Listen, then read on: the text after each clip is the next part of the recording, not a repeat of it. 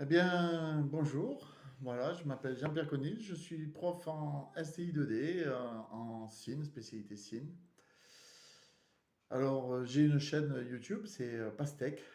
Vous pouvez vous y abonner, n'hésitez pas. Puis, si vous regardez, vous verrez que je m'intéresse au photovoltaïque, mais en courant continu. Voilà, essentiellement pour le chauffage. C'est un truc que j'ai développé qui marche pas mal. Voilà. Alors, de quoi allons-nous parler? Eh bien, on va répondre à la question comment avoir 18 au grand oral en STI 2D, puisque je prépare mes élèves au grand oral et que mon objectif est qu'ils aient une note entre 16 et 20. Alors, pourquoi c'est important? Ben, parce que le coefficient, c'est 14, c'est plus que l'écrit ou les activités pratiques, et qu'il est plus facile d'avoir une bonne note au grand oral qu'à l'écrit ou en activité pratique. Alors peut-être un petit bémol, souvent les élèves pensent qu'ils vont faire ça avec l'IA et puis après au talent. Alors cela nous donne, lorsqu'on fait passer l'oral, 10 minutes d'IA, bon, qui est plus ou moins euh, barbante, et puis après 10 minutes de questions où là on a de la BN, de la bêtise naturelle. Et, euh, bon, on voit rapidement que le sujet n'a pas été creusé et n'a pas été réfléchi.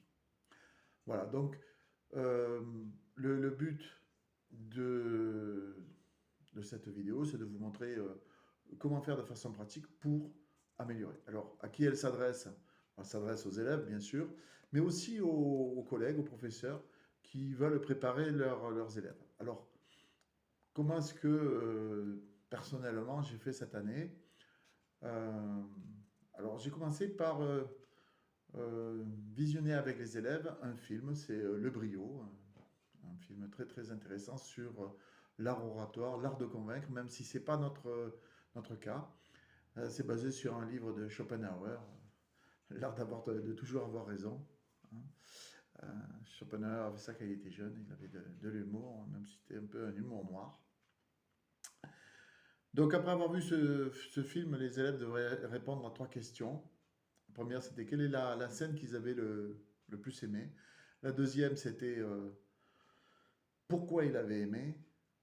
Et la troisième, comment est-ce que cette scène s'insérait dans le film, dans l'ensemble du film? Pourquoi est-ce qu'elle était utile au film? Puis moi, je leur ai donné l'explication pourquoi est-ce que pédagogiquement j'avais apprécié ce film. Qu'est-ce que j'en retirais? J'en retirais par exemple le fait que pour euh, enrichir son vocabulaire, bien il faut lire. C'est ce qu'on voit entre autres au cours de ce film, mais il n'y avait pas que ça. Ça, c'était une première étape. Une deuxième étape dans la formation, ça a été l'utilisation d'une vidéo de Jean-Marc Jancovici. C'est une conférence en fait qu'il a faite à l'école de guerre en 2023. Elle est sur YouTube. Donc c'est une vidéo très intéressante. Elle est longue. On a commencé par voir le début, déjà expliquer qui est Jean-Marc Jancovici, qu'est-ce que c'est que Polytechnique, qu'est-ce que c'est qu'un lieutenant de réserve, qu'est-ce que c'est que l'école de guerre. Euh, et puis, on ne regarde pas toute la vidéo parce que elle est longue, elle est d'un niveau quand même un peu élevé. Mais après, puisque euh, c'est une présentation, c'est un PowerPoint hein, qu'il fait, j'ai extrait les images, des images, une image par élève, et chacun a reçu donc une image. Sur, de cette image, il devait trouver une question à laquelle répondait l'image. Il devait faire une carte mentale et un oral de 5 minutes. Voilà. Alors là, je me suis rendu compte, par exemple, que eh bien, mes élèves ne savaient pas, enfin très peu, un élève peut-être savait, euh, qu'est-ce que c'était la ville de Lutèce, où elle était, etc. Voilà. Donc ça, c'est bon. C'est un exercice qui est intéressant. 5 minutes, c'est assez rapide. Donc, je leur ai imposé dans la carte mentale une progression, donc de se présenter, de présenter, donc de parler de la question, d'expliciter la question, puis déjà de dire après quel était le contexte de l'image, donc école de guerre, etc. Qu'est-ce que disait Jean Covici sur cette image? Puis, eux d'expliquer l'image, donc quand il y a quand c'est un graphique, expliquer le graphique, etc., les échelles, les unités, et ainsi de suite. Voilà. Et puis après, réfléchir aussi à euh, qu'est-ce que ça a comme implication s'il y a une diminution subie ou choisie des énergies fossiles. Voilà. Donc ça, c'était dans un deuxième temps. Après, on avance dans l'année, donc. Là, on se retrouve avec le projet qui a été choisi. Et à ce moment-là, eh bien, on va passer au choix des deux questions, les deux questions du grand oral. Alors, il faut savoir qu'il faut qu'elles s'appuient sur le projet, que ça inclut du développement durable, du sociétal, de l'économique, etc. Voilà. Bon. Moi, j'ai imposé un cahier des charges assez simple. C'était 4 C et un I. Alors les 4 C, c'est quoi? Ben, il faut que la question elle soit concise, qu'elle soit courte, qu'elle soit claire et qu'elle soit compréhensible. Voilà, ça c'est les 4 C. Le I, c'est il faut que ça soit intéressant. Alors on peut mettre un jeu de mots, un paradoxe, mettre un peu d'humour, hein, mais il faut que ça donne envie d'en savoir plus, que le jury ait envie d'entendre la réponse à la question. On peut utiliser l'IA. Euh, c'est moyen, c'est moyen. Bon, c'est pas hyper créatif l'IA, hein. Voilà. Une fois qu'on a choisi ces deux questions, alors il faut savoir que ces questions, on va pouvoir après les modifier, hein, les faire évoluer en fonction de la préparation qu'on va faire. On pourra changer légèrement ces questions. Pas trop intérêt à tout changer du jour au lendemain parce qu'il faut tout recommencer. Une fois qu'on a les deux questions, on va faire les cartes mentales. Une carte mentale par question. Voilà, hein. Alors la carte mentale, il faut la faire à la main parce que le jour de l'oral, bien, on a 20 minutes avant pour refaire la carte mentale, il va falloir la faire à la main. Donc, c'est plus simple si on l'a déjà faite à la main, ça sera plus simple, on a une mémoire kinesthésique, paraît-il. Voilà. Moi, j'utilise une méthode simple. Je fais la question au milieu, je l'entoure et après, j'utilise le principe de l'horloge, c'est-à-dire je commence à 12 heures et puis je tourne dans les sens des aiguilles d'une montre. Voilà. Euh, il faut mettre des mots, des idées, des dessins éventuellement, hein, pour ceux qui euh, écrivent mal, c'est pas mal. Pourquoi? Parce que il ne faut pas lire la carte mentale. Sachant que lors du grand oral, vous pouvez tenir la carte mentale à la main, vous pouvez l'utiliser pour euh, suivre votre plan et ne pas oublier des choses qui pourraient être intéressantes. Voilà, je vous montre à quoi ça ressemble, à quoi ressemble la carte mentale que j'ai faite pour cette vidéo. Voilà, hein. Donc, c'est relativement simple. Donc, une fois qu'on a fait la carte mentale, même chose, il va falloir la faire vivre, la faire évoluer. On prépare l'oral. Parlons maintenant de l'oral. Donc, l'oral, il faut avoir un plan. Le plan, c'est la carte mentale.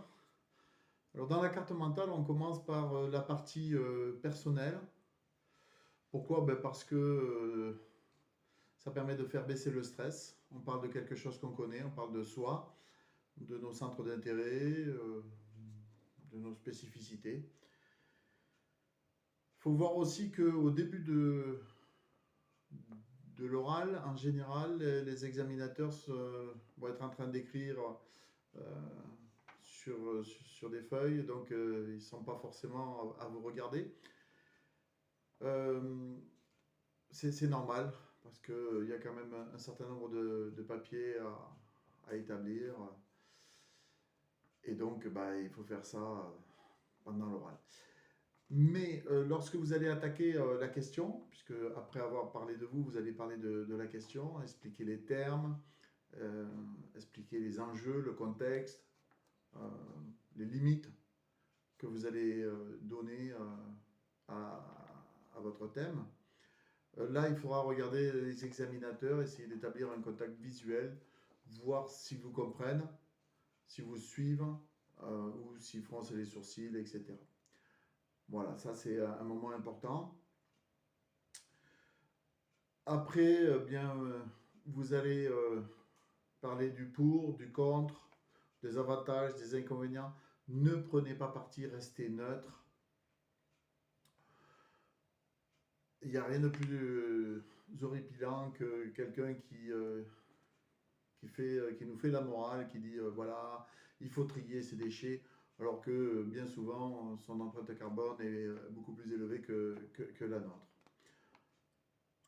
Voilà, donc ça c'est quelque chose qu'il faut éviter. Saupoudrez votre oral d'anecdotes de temps en temps, ça permet de maintenir un peu l'attention et puis ça aère un peu votre oral. On peut parler aussi de la tenue, c'est bien d'être bien habillé, ça se fait de plus en plus rare, donc finalement c'est aussi quelque chose de positif. Pour votre oral, il va falloir faire des recherches. Alors bien sûr, on utilise Internet, on utilise l'IA, mais il faut élargir, il ne faut pas hésiter à creuser beaucoup plus large. Vous pouvez aussi, et même c'est bien, consulter le CDI de votre établissement. Consultez aussi vos professeurs, pas seulement celui de spécialité qui va vous faire passer peut-être un ou deux euros là, d'entraînement, mais les profs de philo, de maths, de sport, de physique, euh, bref, ceux qui vont accompagner le prof de spécialité qui va vous faire passer. Voilà, c'est le candide. Et puis quand vous les voyez, vous ne prenez pas trop de temps, vous leur demandez qu'est-ce que vous inspire cette question, qu'est-ce que vous aimeriez savoir, quels sont des aspects auxquels vous penseriez, etc. Voilà, si jamais on vous propose de faire un oral complet, n'hésitez pas à accepter. Voilà pour l'oral. Il faut s'entraîner au moins 3 fois pour être bien au point. Voilà, après il y a 10 minutes de discussion, alors ça peut partir tout azimut. Euh, et quand je vous disais 3 fois, testez aussi cette partie discussion avec différentes personnes. Alors ça peut être de votre entourage, quelqu'un que vous connaissez, de votre famille, etc. Lors de la discussion, soyez honnête. Si vous ne savez pas, dites-le. Il n'y a pas de honte, on ne peut pas tout savoir, on n'est pas des encyclopédies. Il y a Wikipédia pour ça. Ne vous braquez pas non plus. Les examinateurs ne sont pas là pour vous mettre mal à l'aise ou euh, vous descendre. Voilà. Une chose aussi que vous pouvez faire lors de la discussion, c'est faire un schéma ou un croquis. Alors, c'est pas un gros schéma, c'est pas un gros croquis, il faut le faire en 30 secondes environ. Ne vous lancez pas dans une carte de France qui vous prendrait 10 minutes. Ce n'est pas le but et on vous interromprait bien avant. Mais les croquis, les schémas, c'est le langage technique par excellence. C'est donc quelque chose qu'on apprécie. Vous avez un tableau blanc, vous pouvez vous en servir. N'hésitez pas. Voilà.